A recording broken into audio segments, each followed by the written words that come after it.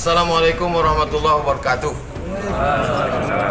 Kalau tidak kita kenalkan ulama-ulama kita ke anak-anak kita, jangan heran anak-anak kita nanti kenalnya artis dangdut, K-pop, karton dan lain sebagainya. Alhamdulillah ini ada buku baru, biografi para ulama dan tokoh penggerak Kampar Serambi Mekah.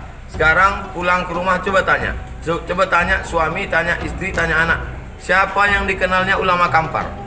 Dia tak tahu. Padahal Kampar ini negerinya Serambi Mekah, ulama. Nah, maka inilah buku biografi para ulama Kampar. Sangat inspiratif. Ditulis oleh MUI Kabupaten Kampar. Komisi Pengkajian. Dapatkan buku ini di nomor berikut. Agen Tunggal. Assalamualaikum warahmatullahi wabarakatuh.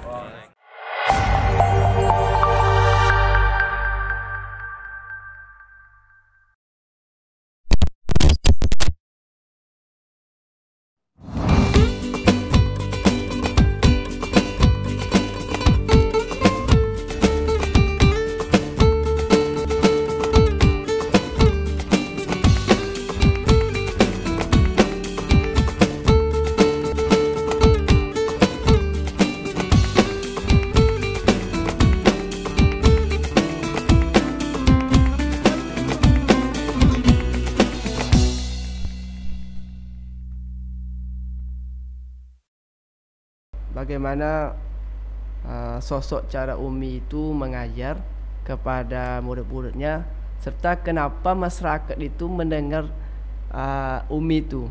Kan kadang-kadang masyarakat itu kan pasti ada nilai yang dilihat dari sosok seperti Umi. Kadang kan lihatnya ustadznya seperti ini, Umi seperti ini. Apa yang membuat masyarakat itu mendengarkan Umi itu berdakwah ya? Baik. Kalau pertanyaan mengapa masyarakat itu sangat mendengar Umi, Ya. kalau saya lihat itu karena istiqomahan ya. Kalau dia berkata A, maka A yang terus keluar sampai akhirnya. Sehingga apa yang diajarkan oleh nenek atau Umi Haina ini kepada masyarakat adalah dia mengajarkan pertama tentang ketarbiahannya. Seperti apa tarbiyah itu? Yang namanya Perti itu adalah lembaga sosial keagamaan yang berpahamkan kepada paham Syafi'iyah dalam bidang ibadah dan Ahlus Sunnah wal Jamaah atau Asy'ari dalam bidang akidah. Jadi dia tidak akan membahas permasalahan kitab-kitab yang lain. Yang dibahas adalah kitab-kitab Syafi'iyah terus. Jadi kenapa demikian? Karena kitab-kitab ini katanya sudah muktabar, sudah dipelajari oleh ulama-ulama yang terdahulu. Sehingga yang disebut Syafi'iyah itu kan ulama-ulama Syafi'i. Ya betul ya. Apa yang dilakukan oleh Syafi'iyah? Siapa yang diambil oleh Bapak Syafi'iyah? Itu yang diajarkan dengan masyarakat.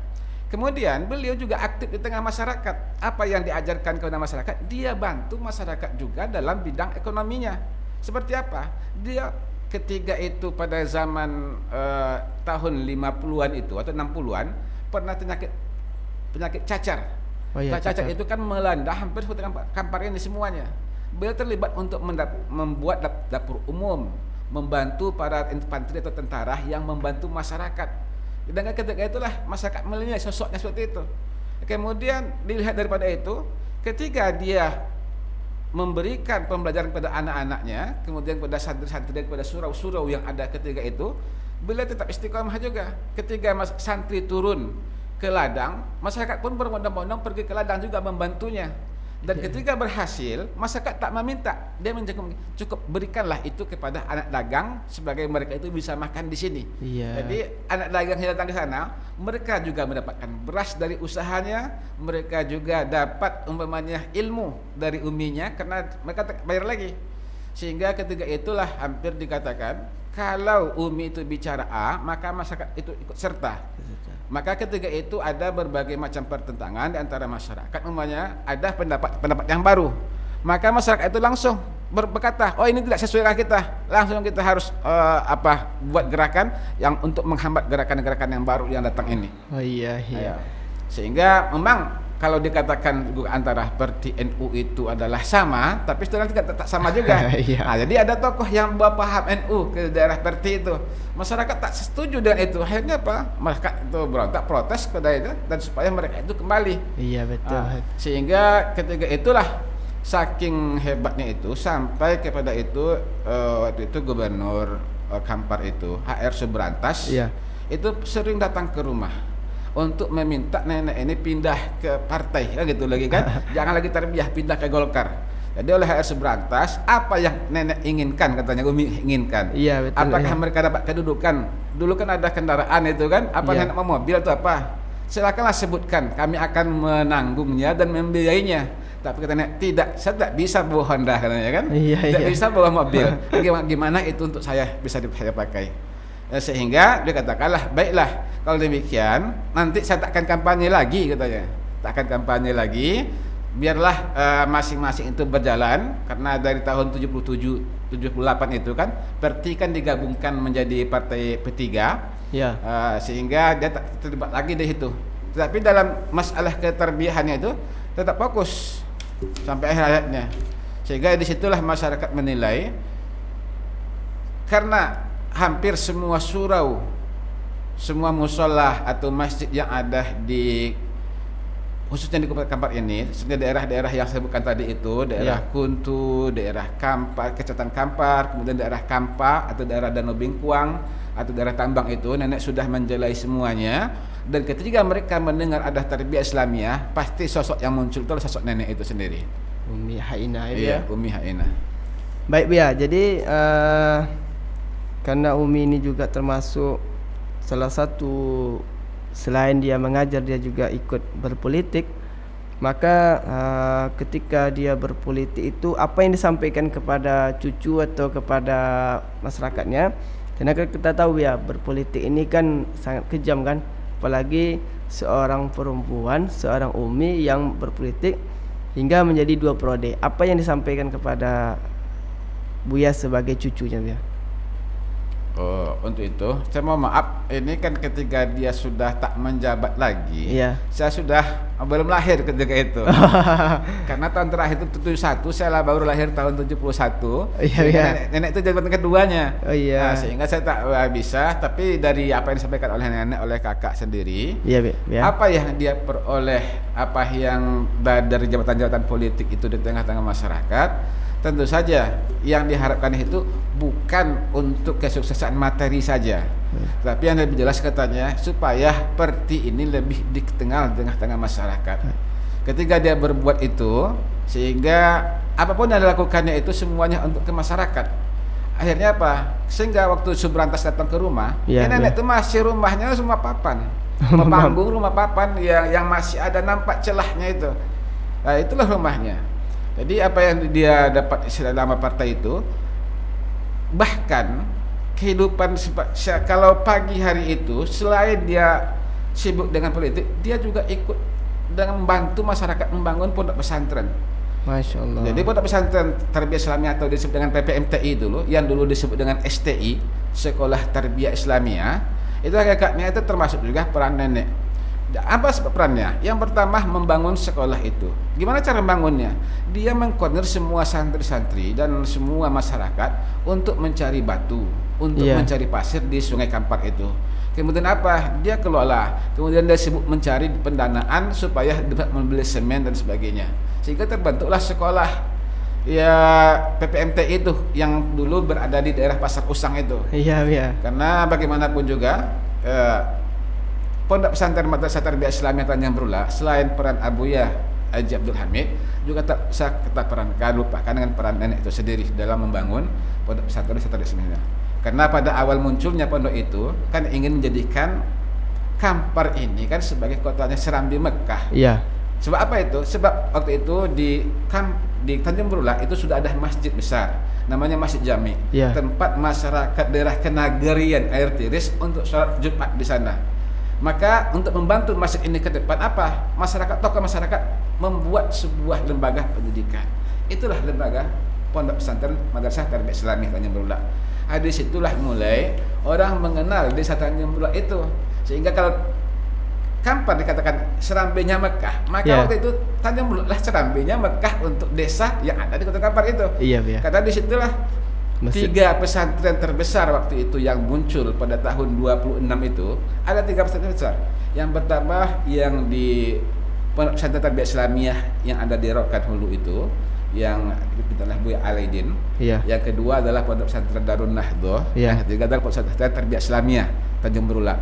Jadi ketiga ini sama awal berdirinya, karena tiga tokoh kawan. Tapi karena Pondok Pesantren Darun Nahdhah itu akibat perang Jepang itu, Iya. akhirnya mengundurkan diri, tak lagi membuka lembaga sekolah. Ya betul. Baru tahun 53 kan muncul lagi pondok pesantren ubah menjadi Pondok Pesantren Darun Nahdhah. Dulu Tarbiyah Islamiyah juga namanya. Ya. Nanti Darun Nahdhah. Jadi dari tiga lembaga inilah masyarakat itu kan sudah harus untuk ikut pada program Tarbiyah Islamiyah. Kan seperti itu. Daerah tiga pondok pesantren besar Iya. di Kabupaten Kampar. Bahkan tiga pesantren ini sampai sekarang pun masih eksis. Ya. Iya. Masih diminati oleh masyarakat biar karena kita ketahui juga Kabupaten Kampar ini memang dasarnya adalah tarbiyah, karena mereka pun saya lihat seperti daerah Salo, mereka tidak mau disebut Muhammadiyah, tidak mau, tapi kenapa? Karena dasar mereka sudah ada keterbiaan. Baik Buya, yang terakhir Buya, saya ingin menyinggung nasihat Umi yang sering disebut-sebut oleh masyarakat. Umi sering menyebutkan jangan lupa sholat, jangan lupa mengaji, dan jangan pergi ke tepian sungai pas senja. Ini kan nasihat yang sangat luar biasa. Mohon Buya untuk menyampaikan makna ini Buya. Apa yang disampaikan itu, jangan lupakan sholat. Kenapa dipesankan itu sangat kepada anak-anaknya dan cucu-cucunya? Karena bagaimanapun sholat itu kan tiang agama. Kalau kamu tidak sholat nanti bahaya dunia dan akhirat. Jangan kamu melakukan perbuatan-perbuatan yang tercela. Jangan haruslah kamu itu senantiasa membaca Al-Quran. Karena dengan sholatlah kata dengan hidup kamu peroleh, dengan mengajilah kehidupan kamu akan dapat berkah. Namun untuk nasihat-nasihat udah anak cucunya itu, coba nanti kalau kamu menjadi orang yang baik, tandanya satu saja, itu tidak berkeluyuran. Waktu senja, waktu maghrib itu nggak ada berkeluyuran. Sehingga dikatakan itu jangan pergi mandi ke tepian waktu maghrib. Kenapa? Karena hakikatnya itu menjaga anak-anaknya itu supaya tak menjadi orang yang tak baik. Karena menurut perasaan saya, orang tua kita di Kampar ini tetap menyatakan ciri perempuan yang baik itu adalah yang tidak berada di luar ketika waktu maghrib. Ketika masih berkeliaran di luar, itu tandanya perempuan yang tidak baik. Oh iya. Masih banglah mengajinya pai melola je sama kan. Baik Buya, terima kasih Buya atas yang Buya sampaikan tentang Umi Haina ini, perjuangan perempuan yang ada di Kabupaten Kampar. Mudah-mudahan cerita ini akan menjadi cerita yang akan selalu diingat oleh terutama oleh parti dan Tarbiyah, karena kita ingin di Kabupaten Kampar ini dengan adanya seperti Muhammadiyah, NU, parti dan yang lain-lainnya tetap istiqomah terhadap bidang masing-masing. Jangan sampai nanti dia Tarbiyah tapi NU ini kan kita tidak ingin. Kita ingin seperti sosok Umi Haina. Walaupun diminta untuk pindah ke Golkar, tapi kata Umi saya tak mau, hingga di akhir hidup pun dia tetap bangga dengan menyebut dia itu parti. Baik Buya, itu yang dapat kita sampaikan hari ini dalam podcast ini. Terima kasih kepada Buya Marzuki Khatib dan kepada kaum sedikit lagi. Silakan Buya. Apa lagi Buya? Jadi yang akhir sampaikan dari beberapa muridnya. Iya Buya, silakan Buya. Itu sudah banyak yang berhasil. Seperti yang daerah Langgam ini hampir semua tokoh-tokoh masyarakat itu adalah alumni PPMTI. Iya Buya. Kemudian apa tadi di Kuntu, Darussalam, Gema dan sebagainya. Tokoh-tokohnya itu adalah alumni PPMTI ataupun belajar sama Umi ini. Jadi harapan saya yang banyak lagi tokoh-tokoh pendiri sekolah-sekolah yang menghasilkan tarbiyah itu hakikatnya alumni dan didikan hasil nenek itu sendiri. Umi Haina. Seperti Bahtiar Daud yang dari Kampak itu adalah alumni PPMTI dan neneklah yang mengajarkannya. Kemudian banyak tokoh-tokoh yang lain terusnya di P3 itu banyak murid-murid yang seperti Pondok Pesantren Munawwarah yang di Pekanbaru di ya. Pekanbaru itu alumni PPMTI dan neneklah yang mengajarkannya. Jadi harapannya karena sudah banyak tokoh-tokoh yang hasil perjuangan nenek itu, Mari kita doakan semoga nenek itu tetap diberikan kebahagiaan di akhiratnya, Amin. dalam kuburnya, Amin. diampuni dosa-dosanya, Amin. ditempatkan di tempat yang terbaik di sini itu di surga Jannatul Naim. Amin. Ya. Al-Fatihah. Al-Fatihah.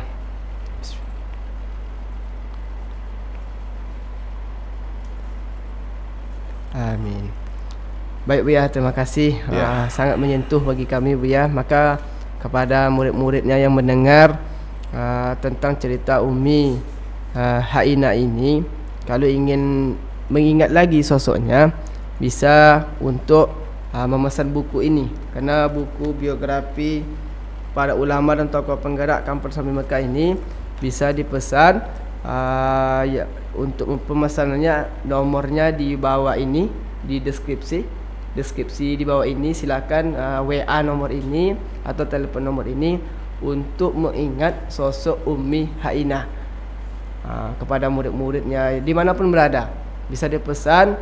Kita ingin apakah kita ingin nanti selama ini pernah dengan Umi, apa yang kita lakukan Umi, untuk mengingatnya bisa memesan buku biografi para ulama dan tokoh penggerak Kampung Serambi Mekah. Baik Buya, terima kasih telah menyampaikan. InsyaAllah perbaikan-perbaikan buku ini akan kita lakukan terus. Mungkin nanti kalau ada penambahan-penambahan dari Buya, kami dari tim penulis siap untuk memperbaiki buku yang sudah kita buat bersama ini. Mudah-mudahan buku ini menjadi rujukan bagi generasi-generasi ke depannya. Baik, terima kasih. Assalamualaikum warahmatullahi wabarakatuh.